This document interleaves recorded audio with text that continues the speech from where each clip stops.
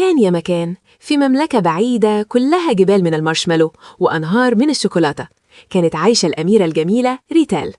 ريتال دي كانت شطورة وحلوة جدا، وبتسمع كلام الملكة مامتها والملك باباها في كل حاجة تقريبا، إلا حاجة واحدة بس: الحلويات والعناد. كانت ريتال بتقضي يومها تاكل بونبوني وتنام وسط الكب كيك، ولما مامتها تقول لها: يا ريتال يا حبيبتي كفاية حلويات واغسلي سنانك، كانت ريتال بتقول بتحدي: لا يا مامي، أنا عايزة أكل حلويات تاني وأنا حرة. كانت ريتال أميرة عنيدة جدا في النقطة دي.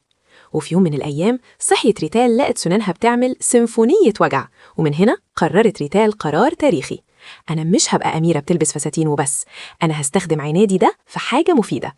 أنا هبقى أول أميرة طبيبة أسنان في التاريخ.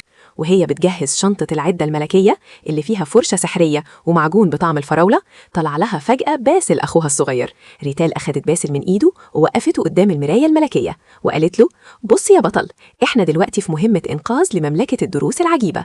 وبدأت تعلمه إزاي يغسل سنانه بحركات دائرية كأنهم بيرقصوا في حفلة الأميرات.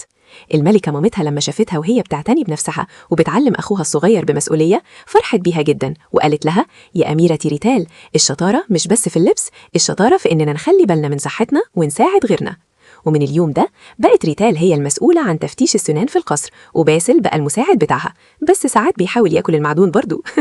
وعاشت الأميرة ريتال في سعادة بضحكة لؤلؤية بتنور المملكة كلها.